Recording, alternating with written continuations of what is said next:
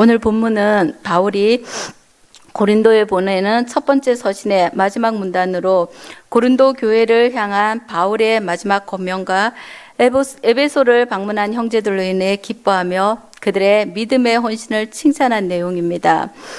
이제 본문으로 들어가 바울이 고린도 교인들에게 준 마지막 권면 두 가지를 알아보고 바울의 마음을 시원하게 해준 형제들에 대해서 한번 살펴보겠습니다. 13절에서 14절에 바울의 권면은 신앙생활과 관련된 두 가지의 기본 자세입니다.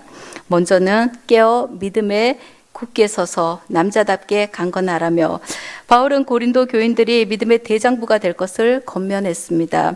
고린도 교인들은 열심히 있는 반면 영적으로 미성숙하여 교회 안에서 여러 가지 문제들을 일으켰습니다. 예를 들면 파당을 일으켜서 나는 바울에게, 나는 게바에게, 나는 아볼로에게, 나는 그리스도에게 라면서 네 개의 파당을 이루기도 했고 이들은 분쟁도 서슴지 않았습니다. 이렇게 하여 바울의 마음을 아프게 했습니다. 교회는 그리스도의 몸이요 우리는 그 몸의 지체들인데 고린도 교회 교인들은 성령이 하나되게 한 것을 힘써 지키라는 하나님의 말씀이 무색할 정도로 이들은 하나되게 하신 것을 힘써 지킨 것이 아니라 서로 분열하면서 자기 마음대로 자기에게 세례 준 자가 자기의 지도자고 그 사람이 머리라고 하면서 이렇게 파당을 일으켰던 것입니다. 마치 그리스도의 몸을 네 개로 쪼갠 것과 다름없는 행동을 했습니다. 뿐만 아니라 받은 은사를 자랑하다가 서로에게 상처를 주기도 했으며 때로는 이전의 옛 모습을 버리지 못해서 음행을 일삼고 또 믿음이 좀 있다고 하는 자는 자신의 지식으로 형제를 판단하기에 바빴습니다. 바울은 이런 고린도 교인들을 향해 이제 그 미성숙함을 온전히 떨쳐버리고 남자답게 담대히 악에 대해서는 저항하고 그리고 반석같은 믿음을 가지고 믿음을 소유하라고 권면하고 있습니다. 흔히 용장 밑에 약졸 없다고 합니다. 우리 예수님께서 폐암이 없으신 무적의 군대 장관이십니다. 그런데 우리가 조그마한 시련이나 문제 앞에서 흔들리고 시험에 들어 믿음을 버렸어야 되겠습니까? 정령 깨어 믿음에 굳게 서서 남자답게 강건해야겠습니다. 예수님께서는 말씀하셨습니다. 세상에서는 너희가 환난을 당하나 내가 세상을 이기었노라. 그렇습니다. 예수님의 승리는 곧 우리의 승리입니다. 네. 그렇기 때문에 우리는 잠깐의 환난이 우리에게 있을 수 있고 마귀는 끊임없이 우리를 넘어뜨리려고 합니다. 하지만 우리는 넘어질 것이 아니라 그리스도, 우리의 대장 되신 그리스도가 승리하셨듯이 우리도 승리의 깃발을 꽂으면서 나아가야겠습니다. 바울의 두 번째 권면은 모든 일을 사랑으로 행하라는 것입니다. 고린도전서 13장은 내가 사람의 방언과 선사의 말을 할지라도 사랑이 없으면 소리나는 구리와 울리는 꽹가리가 되고 내가 예언하는 능력이 있어 모든 비밀과 모든 지식을 알고 또 산을 옮길 만한 모든 믿음이 있을지라도 사랑이 없으면 아무것도 아니라고 말했습니다. 내게 있는 모든 것으로 구제하고 또 내 몸을 불사르게 내어줄지라도 사랑이 없으면 그것이 너에게 아무 유익이 없다고 성경은 말하고 있습니다. 그렇습니다. 인간은 사랑으로 태어나고 사랑함으로 한 생명이 태어납니다. 그리고 사랑을 먹고 살고 사랑을 위해서 산다고 해도 가언이 아닙니다. 이처럼 사랑은 모두에게 삶의 이유가 되지만 특별히 성도들에게는 반드시 겸비해야 할 믿음의 덕목 중에 하나입니다. 왜냐하면 하나님이 사랑이시고 하나님의 자녀가 된 우리도 아버지를 닮아야 하기 때문입니다. 따라서 하나님의 일은 믿음으로 하는 것 같으면서도 결국은 사랑으로 하는 것입니다. 그런데 고린도 교회는 그렇지 못했습니다. 고린도 교회는 항구 도시로서 고린도 지역이 항구 도시입니다. 그곳에 오래 거주하는 터줏대감보다는 뜨내기들이 많았습니다. 그래서인지 고린도 교회는 공동체를 생각하기보다는 자신의 이익만을 따지는 자가 많았고 남의 허물을 감싸려는 자보다는 오히려 들추어내는 자가 많았습니다. 그리고 그것을 판단하며 난도질했습니다. 그러다 보니까 분열과 분쟁이 끊이지 않았습니다. 특히 이들은 이 분쟁을 교회 내에서 해결하는 것이 아니라 세상 법정에까지 가지고 갔습니다. 바울은 고린도 교회의 이런 분쟁과 시기가 사라지고 평화와 사랑이 넘쳐나는 공동체가 되길 바라는 마음에서 모든 일을 사랑으로 행하라고 강조했습니다. 그렇습니다. 미움은 다툼을 일으켜도 사랑은 모든 허물을 덮습니다. 우리는 형제를 사랑함으로 사망에서 옮겨 생명으로 들어가는 자입니다. 형제를 사랑하지 않는 자는 그대로 사망에 머물러 있다고 성경은 말하고 있습니다. 이것이 요한 1서에 나옵니다.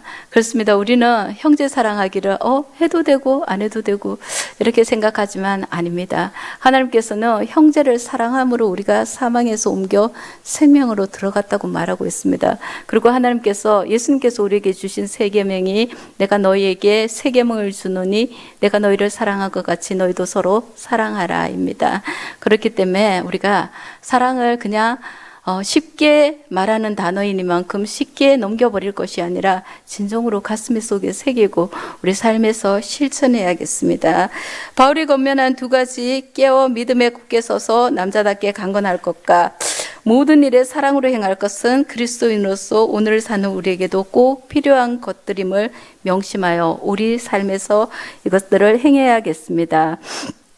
뿐만 아니라 오늘 본문의 이해를 돕고자 위대한 여성 작가 에밀 다킨스의 한 소절을 소개하고자 합니다.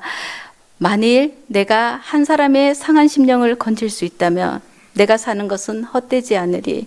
만일 내가 한 사람의 괴로움을 덜어줄 수 있다면 그 고통을 시원하게 해줄 수 있다면 한 마리의 허덕이는 안락새를 구하여 그 둥지 속으로 돌려보내줄 수 있다면 내가 사는 삶은 헛되지 않으리.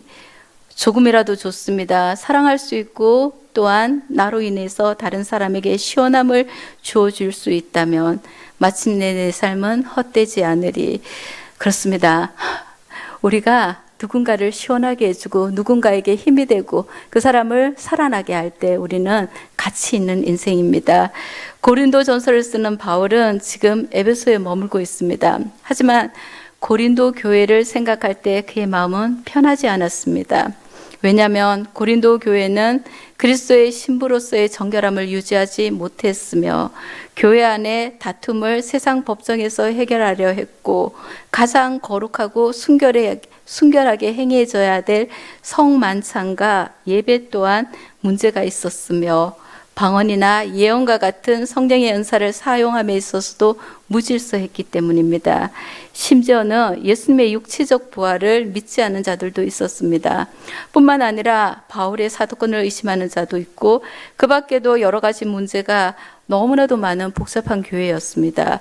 바울이 유명한 고린도 전서를 쓴 것은 바로 가장 고린도 교회에 문제가 많았기 때문입니다. 고린도 전서를 보면은 온갖 것들이 다 들어있어요.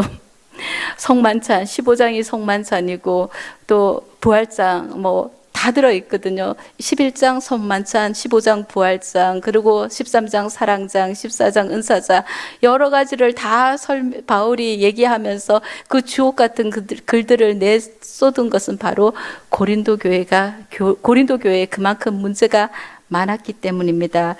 그 많은 문제들로 인해서 바울은 걱정하고 있었습니다. 그는 당장에 달려가서 모든 것을 수습하고 싶지만 그렇게 되면 몇 사람을 책벌해야 될 것 같고 옳고 그른 것을 따지고 싶지만 그렇게 하다가는 오히려 실족시킬 성도들도 있을 것 같아 망설였습니다. 고린도 교인들이 스스로 회개하기를 기다렸습니다. 그리고 그들이 회개하여 돌이키고 난 다음에 모든 문제가 해결된 다음에 평안할 때 고린도를 찾아가서 만나고 싶기도 했습니다. 그래서 찾아갈까?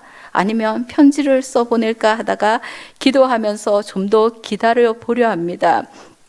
바로 그런 중에 세 사람이 고린도 교회로 왔습니다. 그들이 바로 오늘 본문에 나타난 스데바나와 부드나도와 그리고 아가이고입니다. 스데바나는 바울이 아가야 지방에서 복음으로 얻은 첫 열매요. 직접 바울이 세례를 베푼 자입니다. 스데바나라는 말은 면류관이라는 뜻입니다. 그 다음에 브드나도라고 하는 사람이 있습니다. 이 이름의 뜻은 바로 행운입니다. 그는 아무래도 종의 신분인 것 같이 느껴집니다. 또 한 사람 아가이고가 있습니다. 아가이고는 아가야 사람이라는 뜻인데 노예의 신분에 해당하는 이름이라고 합니다. 그렇다면 지금 스데바나가 두 노예를 데리고 여기에 왔다고 생각할 수 있겠습니다.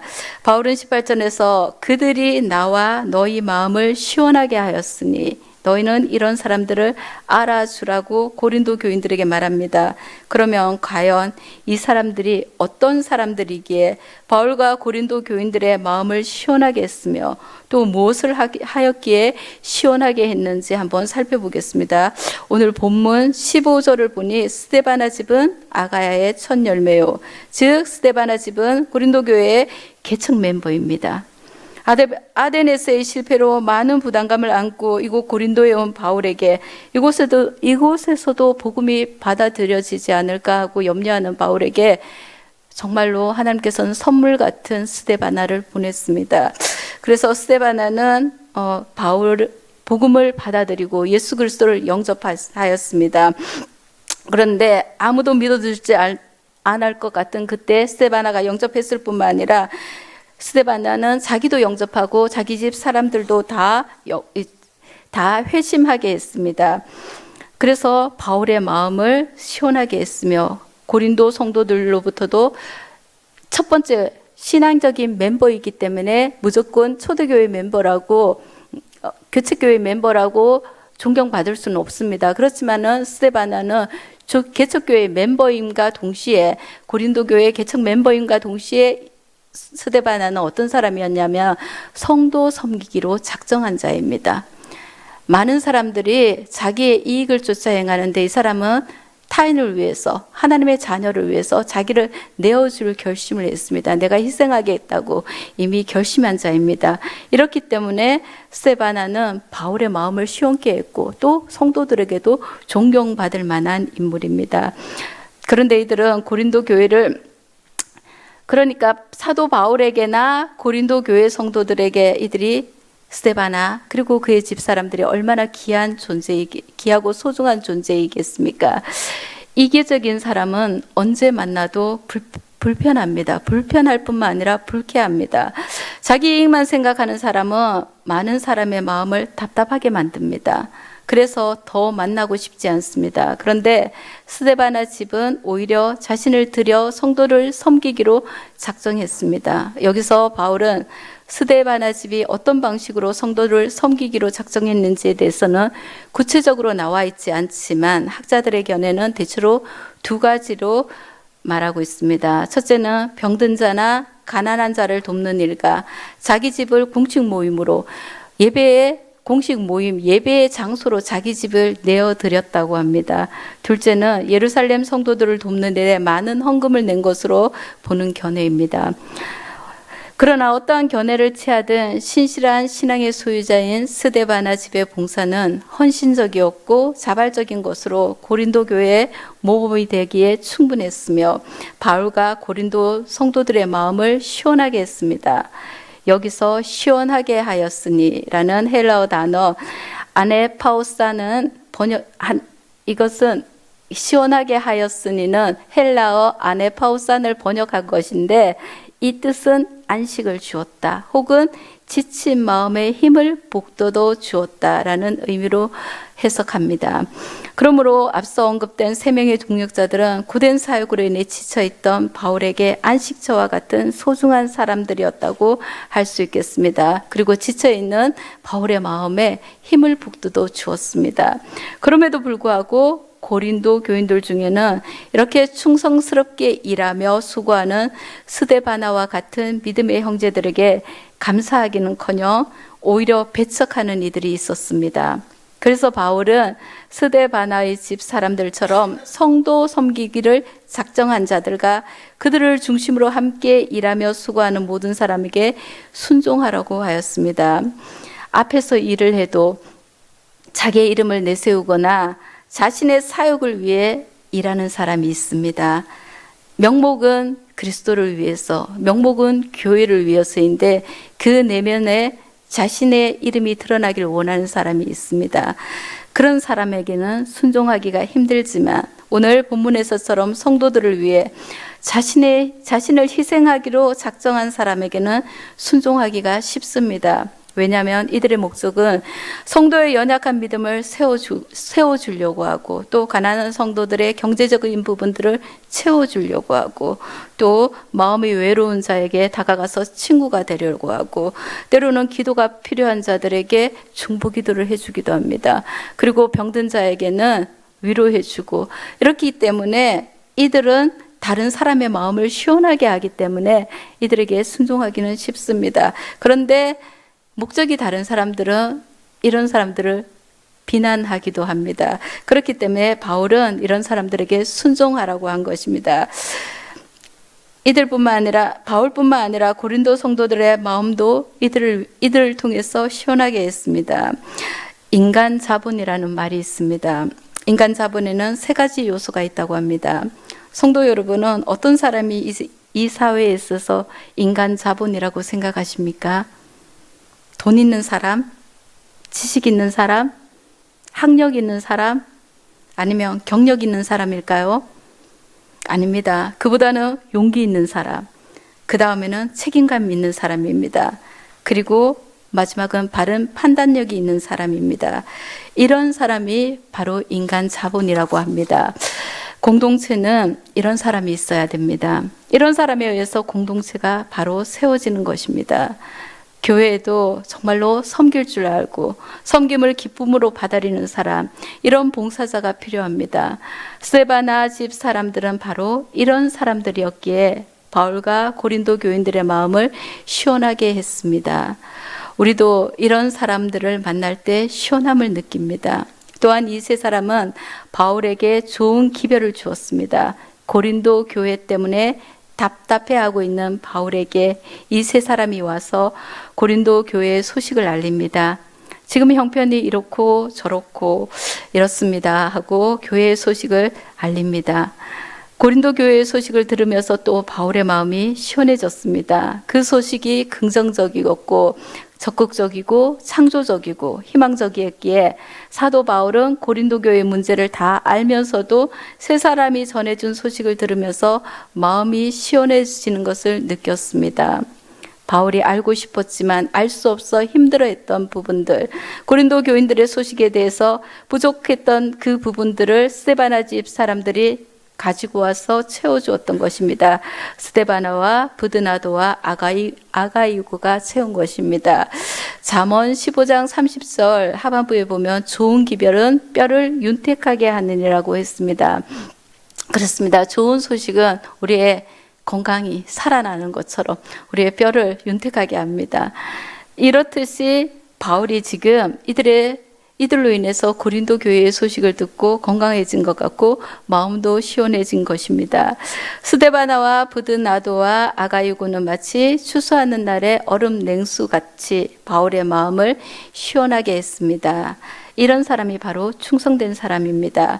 이런 사람은 일을 시켜도 언제나 마음이 든든합니다. 우리는 예수 그리스도의 복음과 교회를 위한 바울의 헌신에 주목하고 바울이 이루어놓은 많은 업적을 칭송합니다.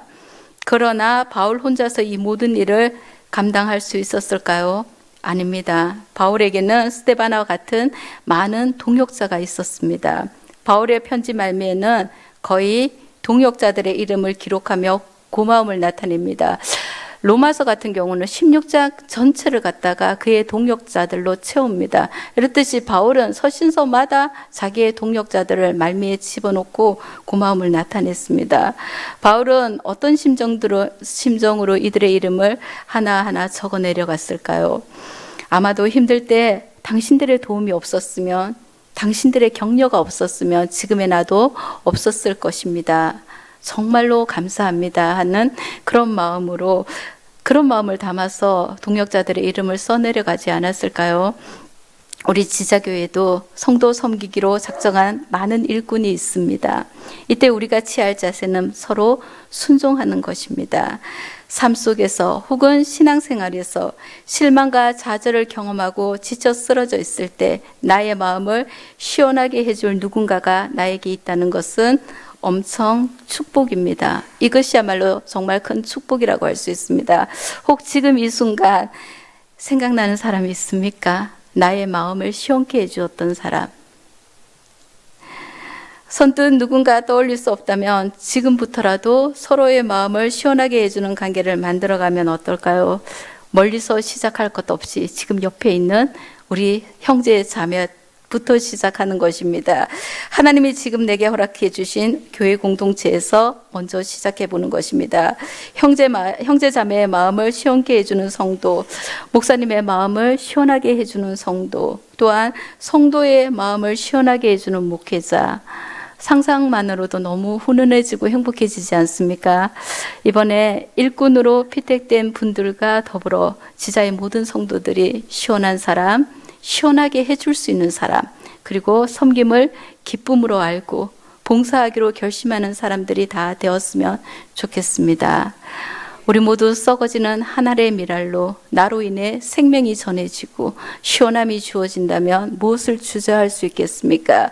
우리 모두 먼저는 하나님의 마음을 시원하게 하는 자로, 그리고 내 옆에 있는 형제 자매의 마음을 시원하게 하는 자로 살아가길 소망합니다.